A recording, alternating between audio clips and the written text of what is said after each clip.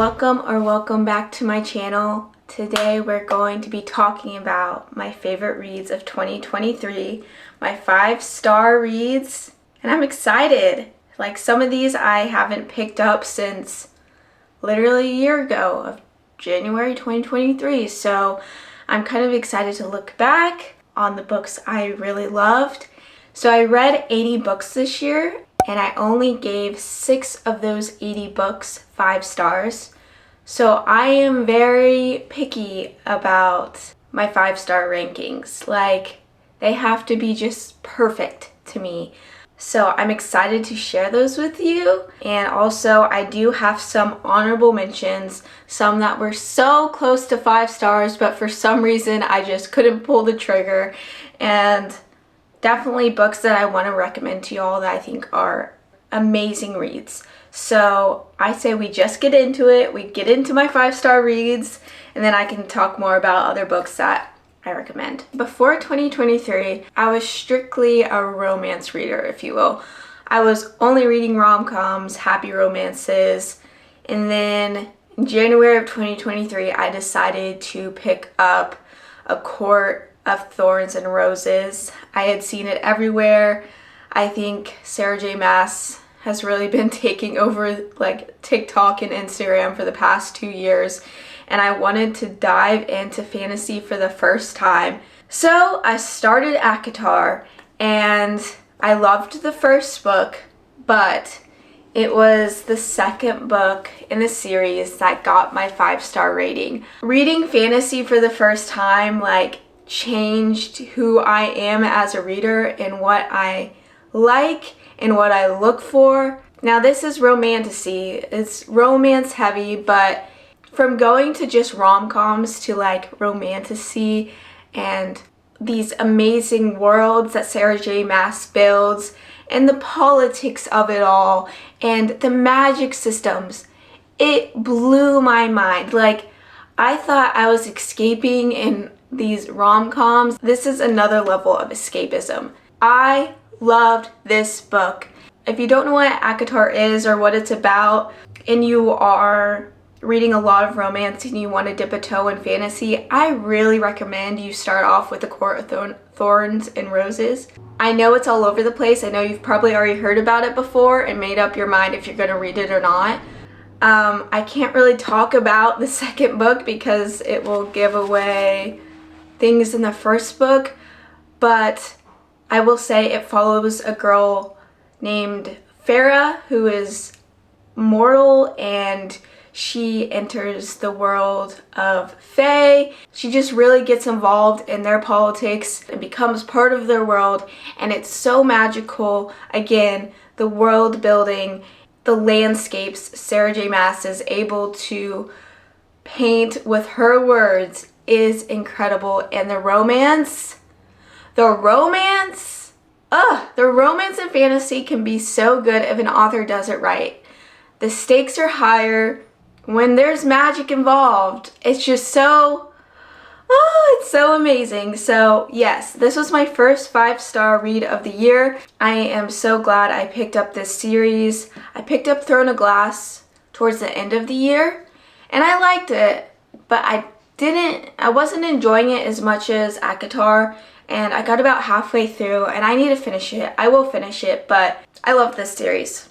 From the first book to the last book, there's 6 books out as of now, and I think she's writing the next book in the series currently, so I'm very excited for that. First book. Second book comes to no surprise if you know me at all. My favorite author is Emily Henry, and Happy Place got such an easy 5 stars. Emily Henry, year after year, never fails me. This book was incredible. Yes, it's just a romance, a rom-com, but the way she can write relationships and chemistry, not even just relationships between the two MCs, but also with side characters and how she builds the characters.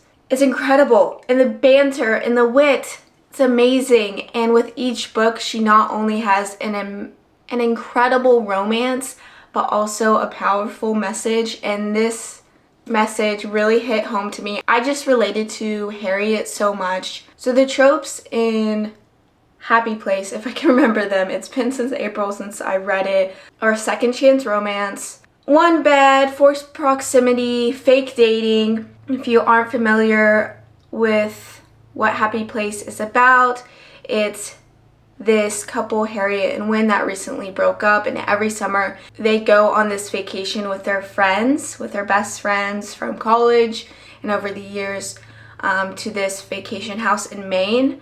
Now, none of their friends know they have broken up. They've been this strong couple for so long, since college, and so they go there with no one knowing they broke up, and so they kind of have to fake date around their friends, and through that they work through a lot of their problems. I usually do not enjoy a second chance romance. The author really has to do it right, because in order for there to be a second chance romance, they had to break up once. And my kind of thought on that is, if you break up once, just move on. Like, it's a breakup, move on. I can't deal with like silly miscommunication. It frustrates me to no end. But Emily Henry, she somehow did an incredible second chance romance, and I love this book so much. It will forever have a place in this heart of mine. So yeah, big fat 5 stars.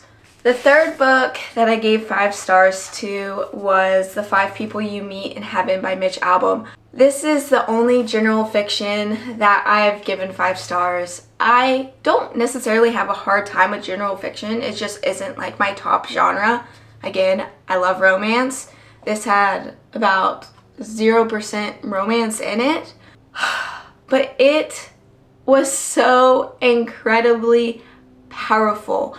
I never really feel like I need to take out a highlighter or a pen and start underlining and highlighting. I had to grab a pen and just start underlining, because some of these quotes are just so incredible, so deep. Some of them are just words you need to hear and things you need to be reminded of, and we don't get reminded of enough. This book is incredible, and I know I've said incredible probably 20 times by now, but I'll continue to say incredible. This book is about an old man named Eddie. He was a ride mechanic, if you will, at a amusement park fair. He just looked over all the rides and made sure they were operating well. Unfortunately, he dies, and that's not a spoiler, it's in like the first 10 pages of the book, and he's like on his way to heaven, and on his way to heaven he comes across 5 people that really served a great purpose in his life. The writing is impeccable. I love Eddie. I love all the things he taught me and reminded me of. So if you're looking for a short general fiction, I really recommend The 5 People You Meet in Heaven. It will warm your heart. The next 5-star book was Fourth Wing. I will say, out of the 6 books that I gave 5 stars, this is the only one that like had imperfections in my mind, but the magic system, the dragons, the romance, the politics outshined the imperfections tenfold. Like, some of the dialogue was iffy, got a little cheesy and tropey at times, but I had never read a book like this before. I think it deserved all the hype. Just the dragon-rider relationship alone, 5 stars. And if you don't know what Fourth Wing is about, first of all, where have you been? Are you okay? No, I'm just kidding. But it is a fantasy, and it's written about Violet, who is at this war college. She's supposed to be going into the scribe quadrant, but she ends up going into the writer's quadrant, which is very dangerous. A lot of people die, and what happens in the writer's quadrant is you go through a bunch of obstacles, and I wouldn't say obstacles, they just put you through a lot to make sure you are good enough to match with a dragon. And And if you get to the point where you match with a dragon, you start practicing with your dragon.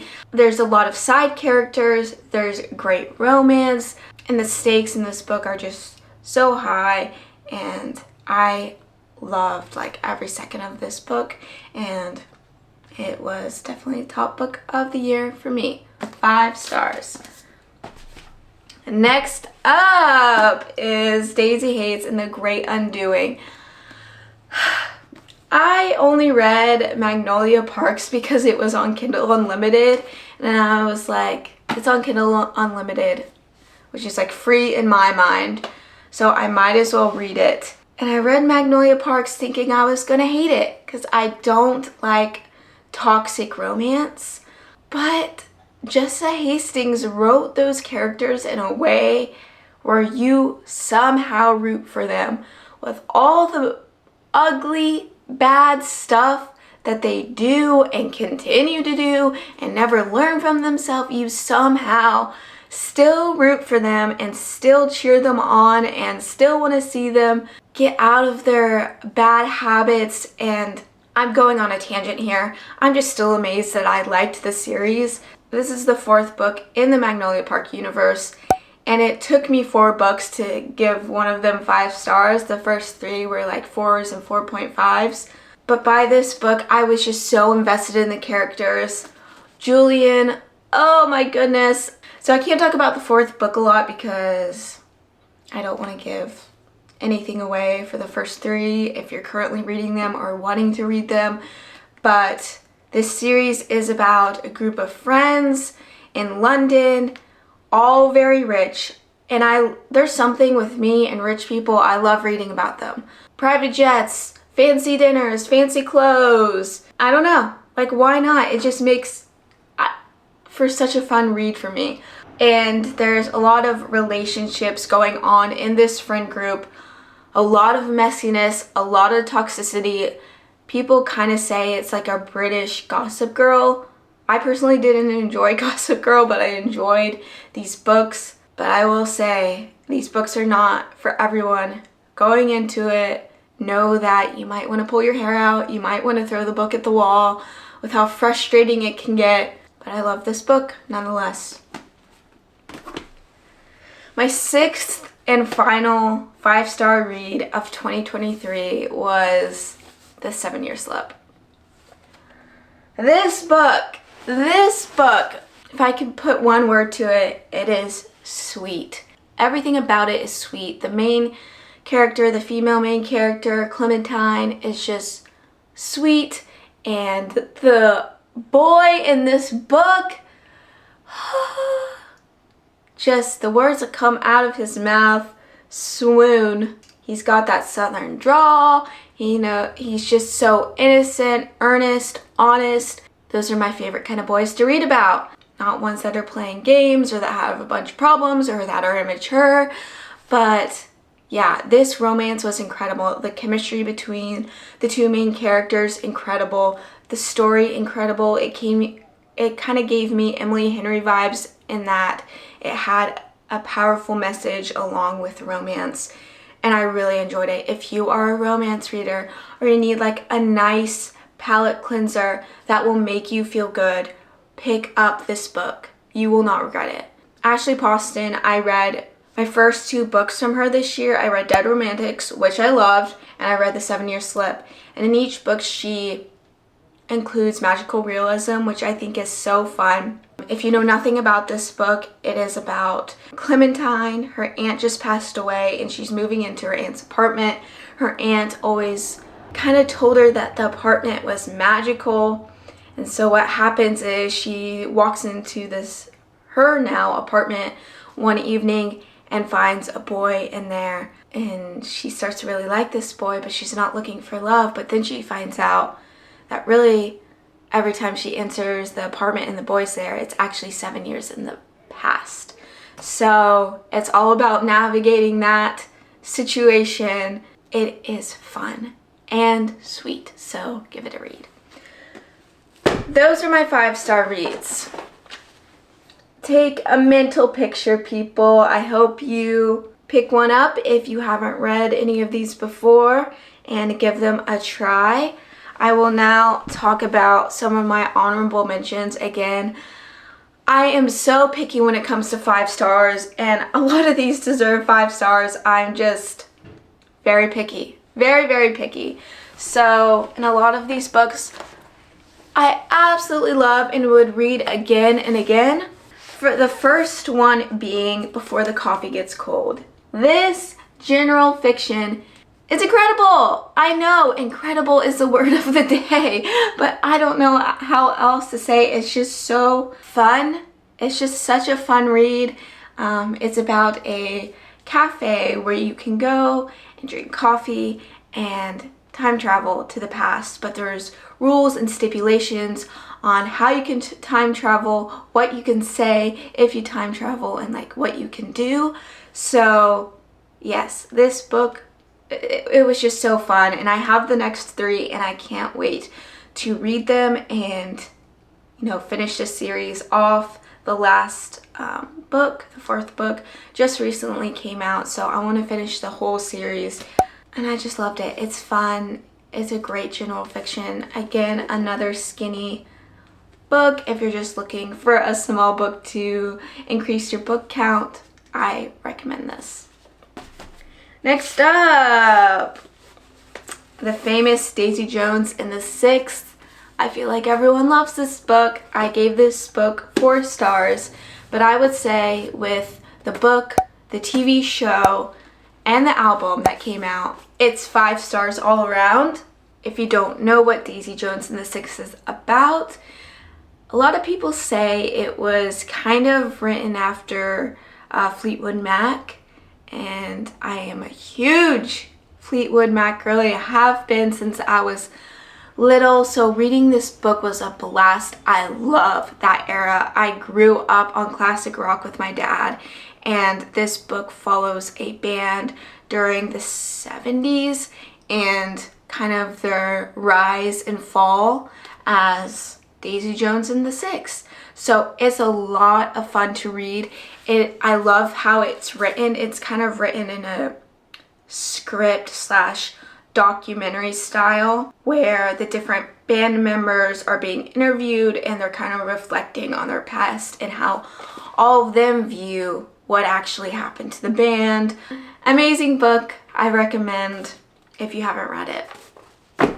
Another Taylor Jenkins Reid book made my recommendations list. And the thing is with Taylor Jenkins Reid, I've read a bunch of her books and they've been so hit or miss with me. Like, I read one of her books this year that I couldn't stand, and it's very popular, but I just did not enjoy it at all. But here I am with 2 books that I'm like, read from her. So this one is Carrie SoDo is Back. It's about Carrie, who is in her late 30s, late 20s. Again, you guys, it's been over like 6 months since I read these, so if I get some of the details wrong, please forgive me. But she's in her early 30s, I believe, and she was the best tennis player of all time. She broke every record, and now there's this younger tennis player coming up, and she's close to breaking Carrie SoDo's record.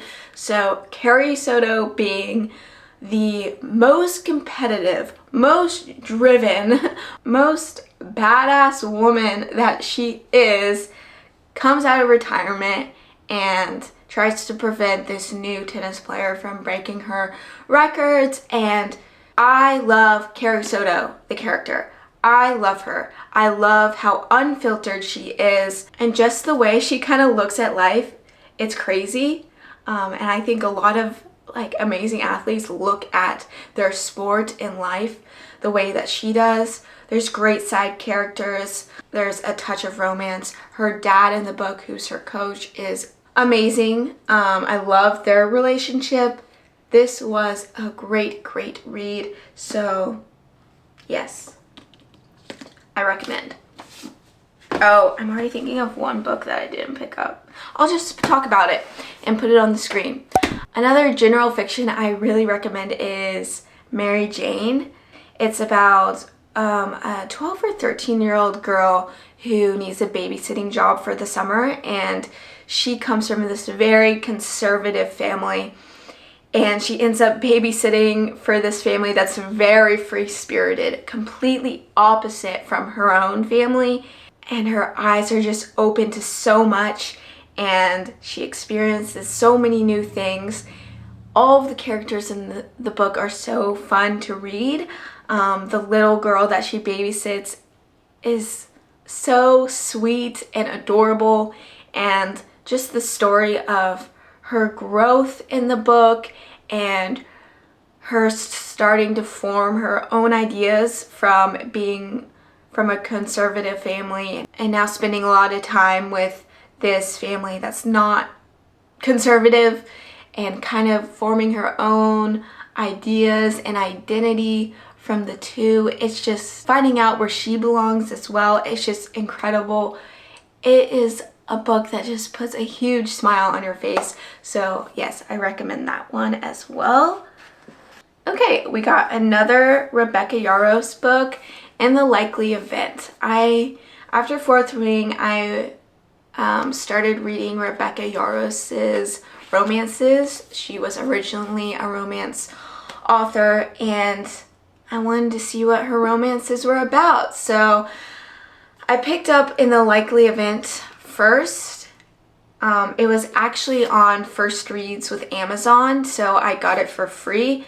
If you don't know, if you have a Prime account, you can get a free book at the beginning of every month, a free digital book at the beginning of every month, and it's called First Reads, and you actually get to read the book before it's actually out to the public. And so this was one of them, and this was a big fat 4.5 stars. Rebecca Yarros can write romance. She can write romance. Even if it's not in a fantasy world where there's dragons and heavy politics, she can still write a high stakes romance. She can still write characters that you love. And I loved this book. So I recommend, again, for all my romance readers, just give it a shot. It is the first military romance I read, and I really enjoyed it. Okay, we have 2 more, you guys. No, I lied. 3 more. Another romance, Love Theoretically. Such a good book. I read The Love Hypothesis from Ali Hazelwood like a few years back, and I remember enjoying it, not like loving it like I did this book, but I loved the boy in this book.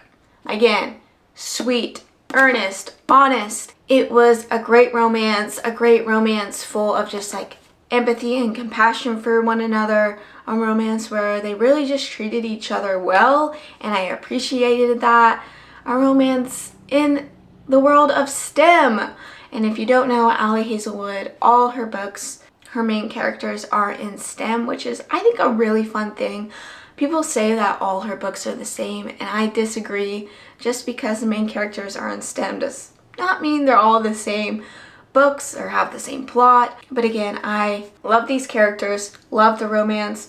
Yeah, recommend. What else can I say?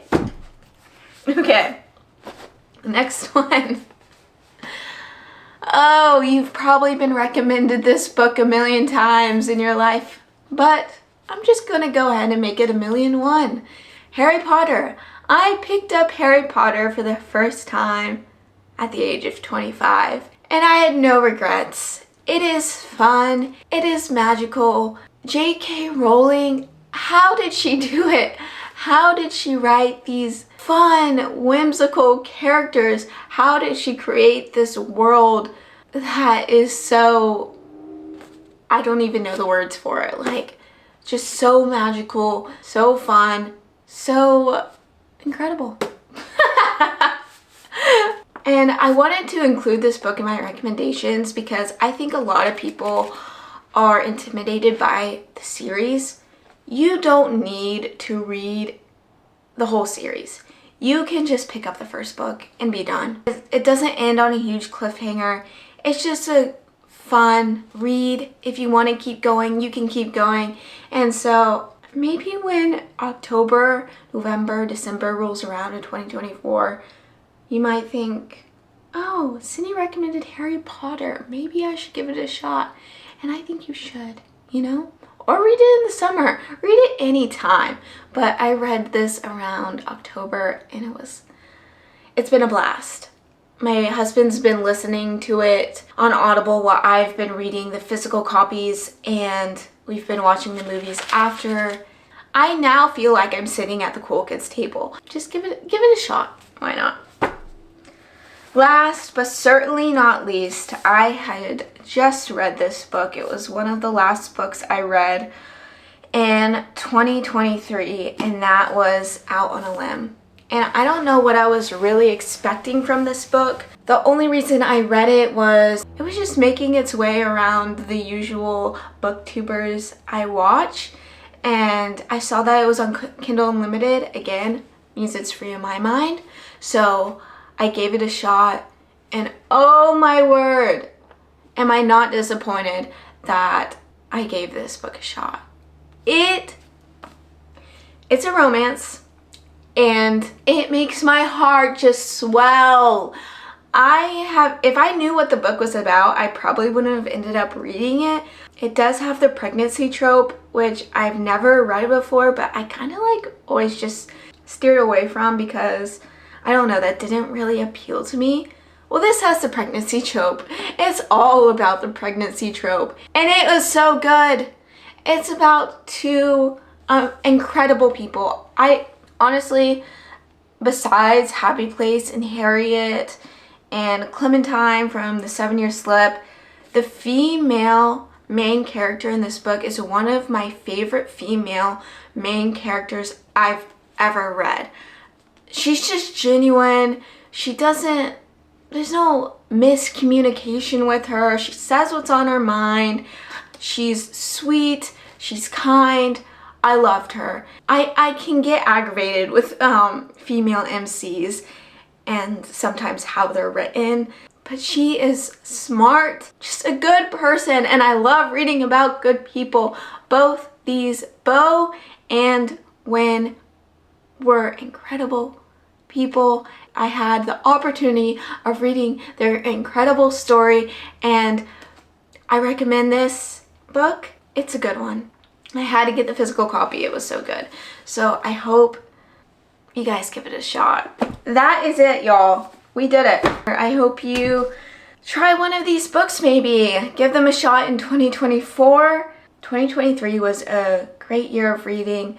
My book taste changed. It's always changing, but I just opened myself up to so much more than just romance. I read a lot of general fiction. I read a memoir. I read fantasy. So it was all around just a great year of reading. So let me know if you've read any of these books. If you read any of these books in 2023 or before 2023 and what your thoughts were. Give me some of your 5 stars. I need more books to read this year. So if you kind of have a grasp of my book taste now that you've watched this, comment some books that you think I'll like. I love you all. Sending you love wherever you're at. I hope you have a great day, week, month, and I hope you enjoyed this. And I'll see you next time. I love you guys. Bye.